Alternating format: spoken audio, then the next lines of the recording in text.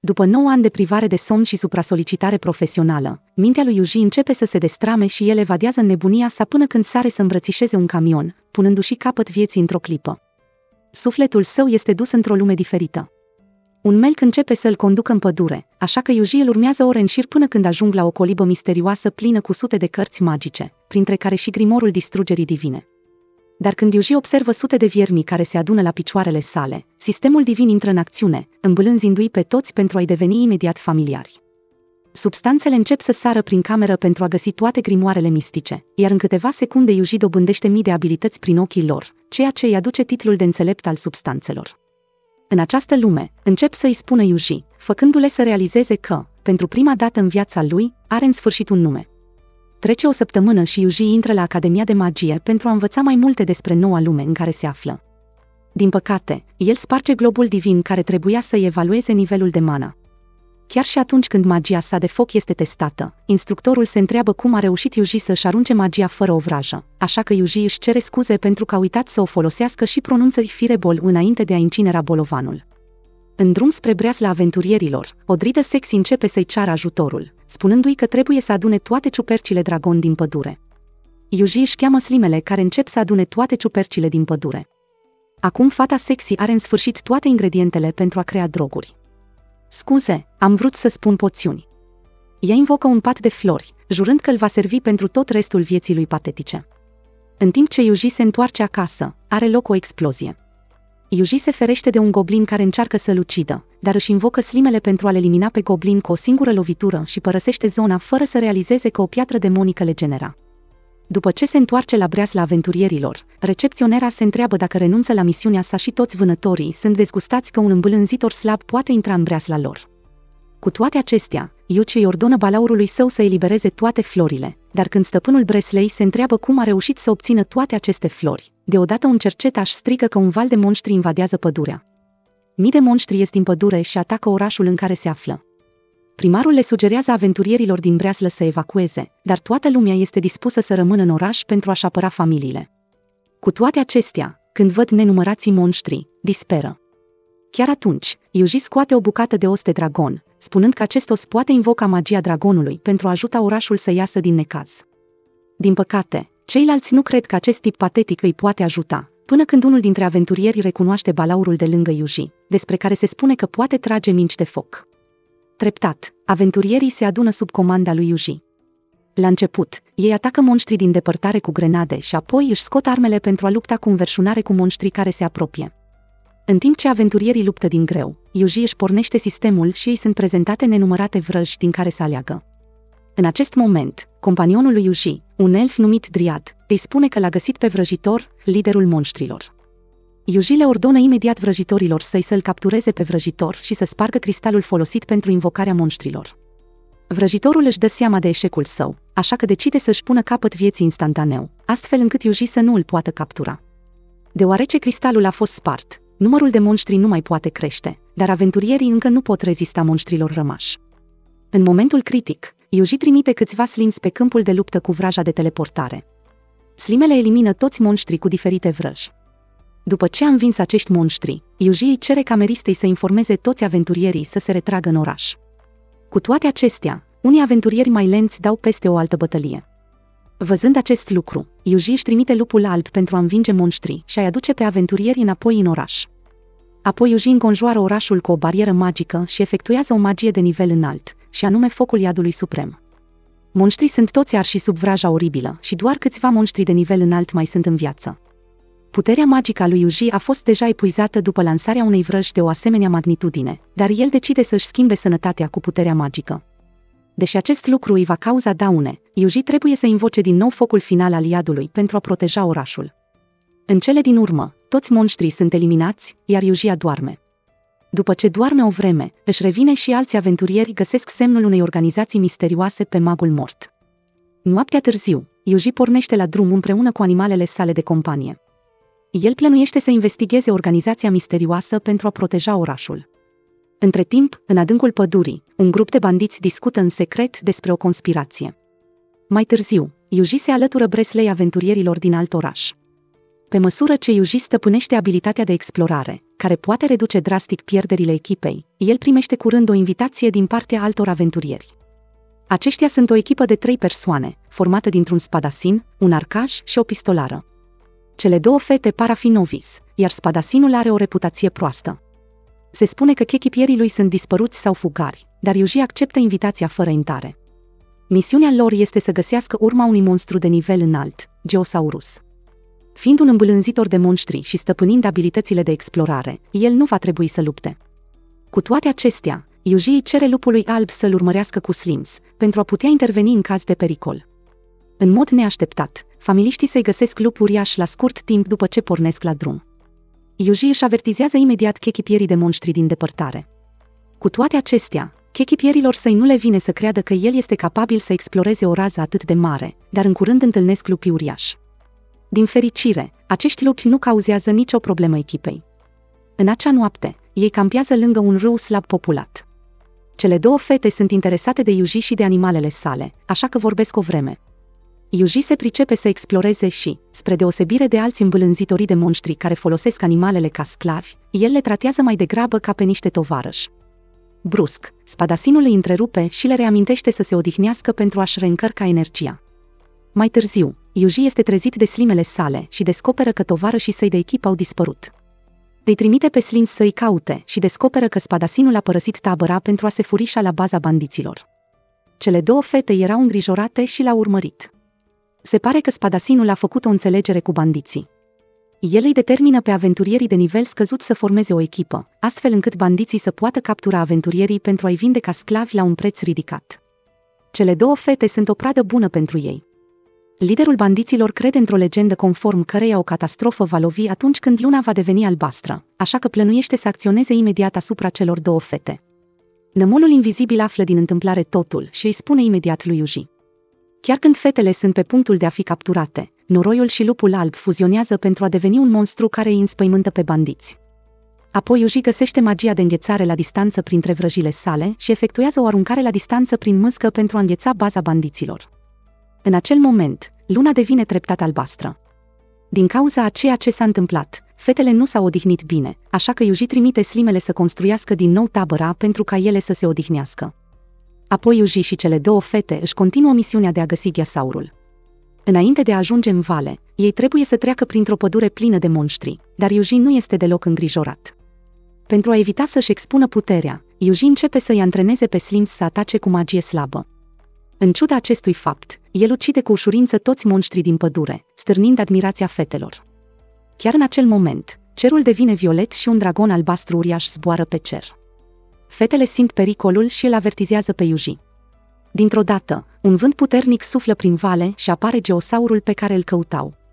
În timp ce nisipul purtat de vânt blochează vederea fetelor, Yuji ucide Geosaurul dintr-o singură lovitură cu abilitatea sa unică, focul iadului suprem. Fetele încă nu știu cât de puternic este Yuji. Ele cred că el a explodat minereul din vale pentru a ucide Geosaurul. Când se întorc la breaslă, recepționera este șocată pentru că echipa a ucis Geosaurul, în timp ce misiunea lor era doar să găsească Geosaurul. Generalul regatului observă puterea lui Yuji, așa că îl duce la o întâlnire secretă la care pot participa doar oamenii puternici, pentru a discuta despre cum să se descurce cu dragonul albastru care a apărut de nicăieri.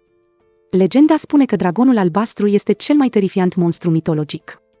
Acesta poate distruge un întreg ținut în 3 zile. Doar trimisul lui Dumnezeu îl poate învinge.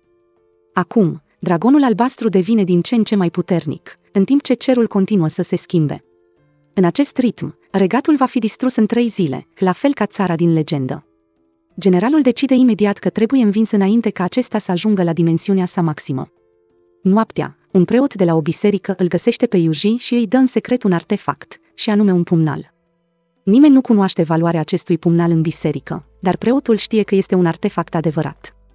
Yuji știe că este un adevărat artefact magic. El ia pumnalul singur în pădure și intenționează să lupte cu puternicul dragon albastru.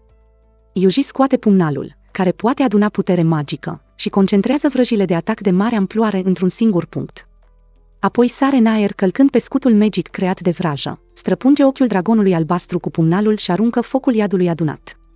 Dragonul albastru este grav rănit și cade la pământ. Spre surprinderea lui Yuji, această lovitură nu l-a ucis, iar acum i-a mai rămas puțină putere magică. Atacul este cea mai bună apărare. Confruntat cu atacul feroce al dragonului albastru, Yuji îl lovește cu o vrajă care provoacă un fulger puternic. Apoi Yuji călărește lupul alb și se năpustește asupra dragonului albastru care cade, înjunghindu-le în gât. Dintr-o dată, flăcările iadului izbucnesc din lamă și taie capul dragonului într-o clipă. Yuji învinge puternicul dragon albastru, dezamorsând astfel un dezastru terifiant. El nu vorbește cu nimeni despre acest lucru și părăsește orașul în tăcere pentru a porni în următoarea sa călătorie. Când Yuji trece pe lângă pământul acoperit de sângele dragonului albastru, descoperă că acolo cresc ciuperci roșii și albastre. Dryad îi spune că acestea sunt ingredientele esențiale pentru poțiuni. Ciupercile roșii pot crea poțiuni care reîncarcă magia, în timp ce ciupercile albastre pot crea poțiuni care restabilesc nivelul puterii magice a utilizatorului la 10 minute mai devreme.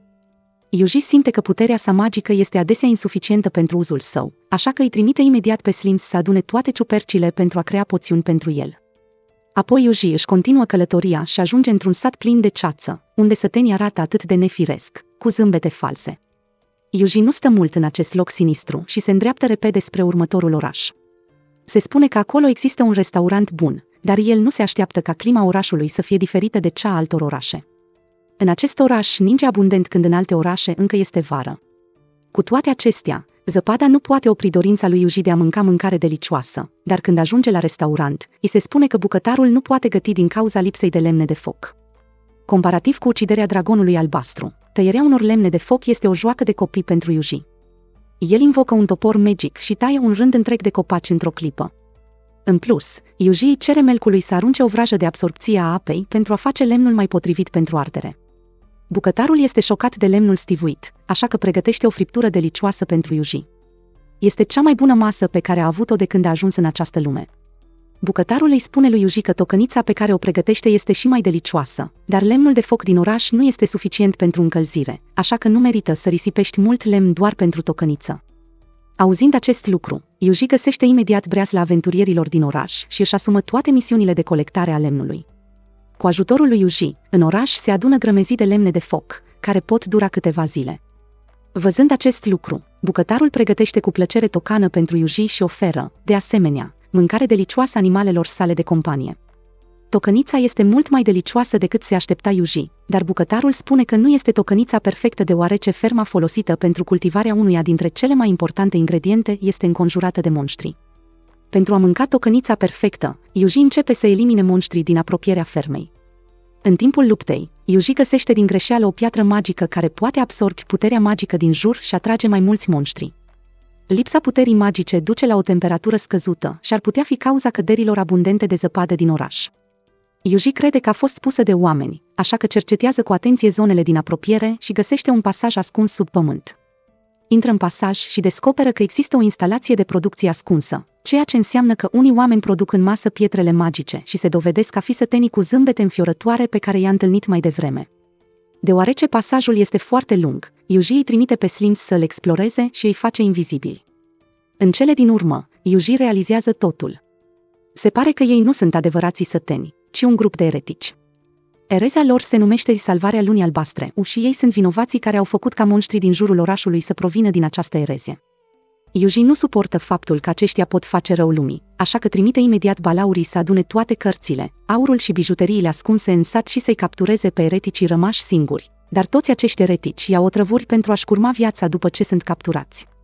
Este prea târziu când liderul acestor eretici își dă seama de situație, dar el are un plan. Când toți ereticii din sat vor muri, bomba pe care a pregătit-o va exploda. Liderul își dă seama că nu poate face față lui Yuji, așa că decide să-și pună capăt zilelor împreună cu ereticii rămași, detonând bomba și murind împreună cu Yuji. Confruntat cu teribila explozie, Yuji combină toată magia de apărare pe care o stăpânește pentru a crea o barieră de netrecut și a bloca explozia uriașă. Oamenii din oraș înțeleg greșit că sunetul se datorează căderii unui meteorit. De asemenea, ei cred că creșterea temperaturii este cauzată de căderea meteoritului, dar de fapt este din cauza lipsei pietrei magice. Orașul organizează o mare sărbătoare, iar Yuji poate gusta în sfârșit tocană perfectă, așa cum își dorea. Ulterior, Yuji verifică informațiile pe care le-a adunat despre eretici. Totuși, acestea sunt scrise cu o cerneală specială și, odată deschise, cuvintele dispar. Rămâne doar o listă de asasini. Ultimul nume de pe listă este al lui Yuji. Ereticul însărcinat cu asasinarea este o femeie asasin sexy și un spadasin cu părul alb. Pentru a nu provoca probleme altor persoane, Yuji părăsește curând orașul. Deși numele său este pe listă, el se află încă în perioada de observație, ceea ce înseamnă că asasinii îl vor observa timp de câteva zile înainte de a acționa. Dacă ținta este demnă de asasinat, îl vor ucide. Dacă nu, îi vor șterge numele. Nu este dificil pentru Yuji să îi ucidă pe asasini, dar cu siguranță va cauza multe probleme. Prin urmare, Yuji le cere vâscoaselor invizibile să îi urmeze pe cei doi asasini, în timp ce el se comportă ca și cum nu ar reprezenta nicio amenințare. Când intră în următorul oraș, se preface că nu are bani, așa că meșterul ucenic îl alungă. Apoi se preface că este speriat de bătăuș și îngenunchează pentru a-și cere scuze. În cele din urmă, îi cere slimeului său să strângă banii de pe stradă. Aceste acțiuni jalnice îi fac pe asasin să-l considere pe Yuji un aventurier slab și patetic. Pentru a-și face personajul și mai convingător, Yuji acceptă în mod deliberat sarcina ușoară de a elimina bivolul. El îi cere lupului alb să pretindă că se luptă din greu cu bivolii timp de mai multe runde și să câștige cu greu. Văzând acest lucru, asasinii confirmă că Yuji nu este o amenințare și raportează imediat acest lucru liderului lor. Yuji este apoi eliminat de pe lista asasinilor. La scurt timp după aceea, șeful dă ordin să fie ucis preotul bisericii, iar Yuji primește această informație de la slime. El îngheață asasinii, rezolvând temporar amenințarea. Mai târziu, Yuji merge la atelierul meșteșugarului, dar ucenicul este tot pe cale să-l alunge. De data aceasta, însă, Yuji nu trebuie să se prefacă a fi sărac. Meșterul are o mare putere de observație și își dă seama că Yuji și animalele sale de companie nu sunt obișnuiți. Cu toate acestea, meșterul nu promite să creeze echipament pentru Yuji, deoarece nu are materialele potrivite pentru a crea un echipament egal cu puterea lor. Echipamentul are nevoie de sfera dragonului micului dragon albastru pentru a rezista puterii magice a lui Yuji. În apropierea acestui oraș există un vulcan în care trăiesc mulți dragoni de foc mici. Unii dintre ei sunt varianta de elită a dragonilor mici de foc cu piele albastră și sunt exact dragonii mici albaștri de care Yuji are nevoie. Vrăjile normale de apă nu pot reprezenta o amenințare pentru ei, astfel încât globurile lor dragon sunt rare, dar Yuji îi ucide cu ușurință cu magie de gheață de nivel superior și obține globul dragon. Când meșterul o obține, el creează un echipament în timpul nopții. Yuji le cere lupului alb și Slims să poarte echipamentul, iar forța, viteza și puterea lor cresc foarte mult într-o clipă. În plus, acest echipament suprem poate întări efectul magiei, dar curând meșterul își dă seama de o problemă. Dacă Yuji folosește o magie puternică, șansele ca echipamentul să se rupă vor crește, iar pentru un echipament îmbunătățit, are nevoie de bila de dragon a uriașului dragon de foc, proprietarul vulcanului. Aceasta se ascunde de obicei în magmă și este greu de găsit. Întâmplător, noaptea are loc o mișcare bruscă și ciudată în vulcan.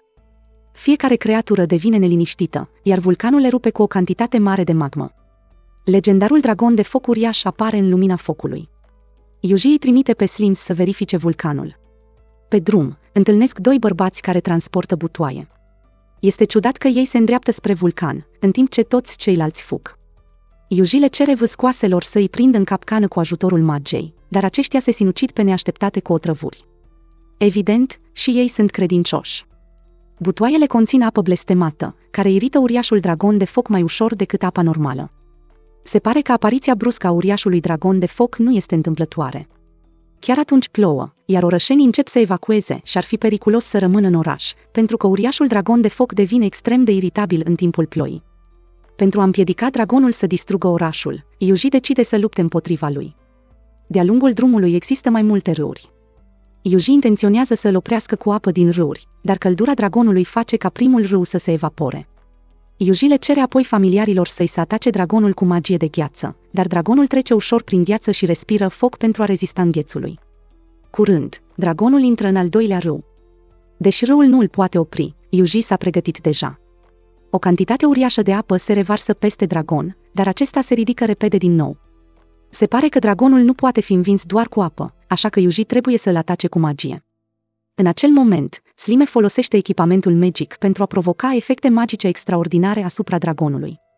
Flăcările dragonului sunt imediat respinse de magia sporită a gheții, iar corpul său este înghețat și sfărâmat.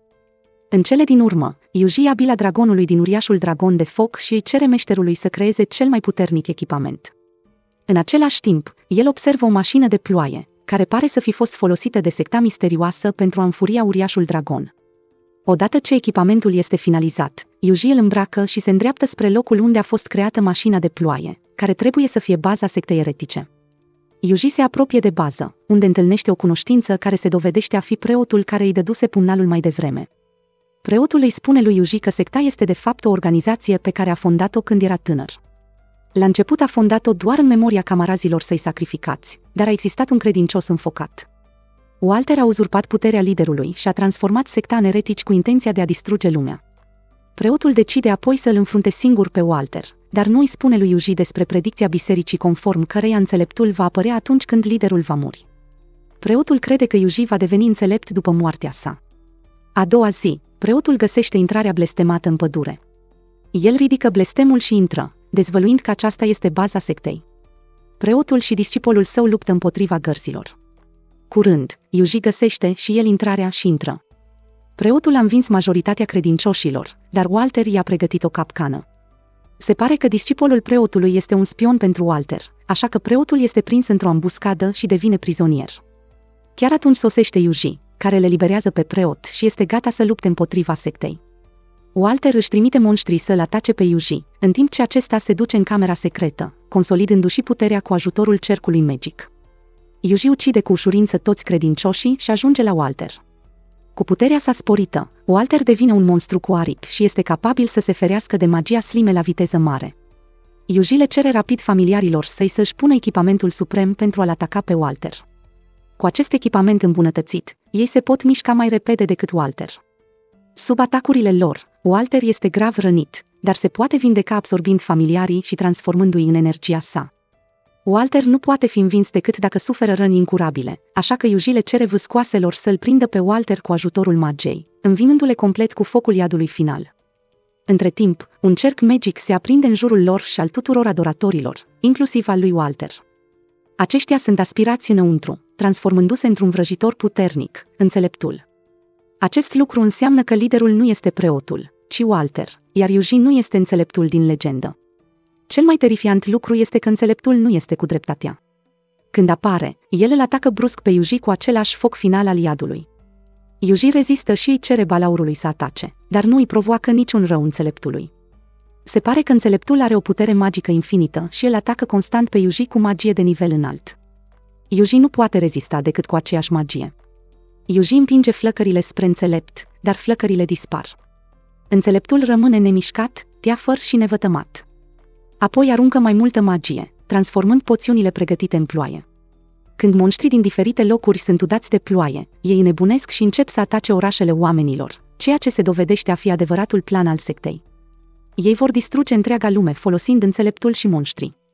Între timp, știind că Yuji luptă împotriva celui mai puternic inamic, eroi din întreaga lume se alătură războiului. Yuji este inspirat de determinarea tuturor și se gândește cum să învingă inamicul.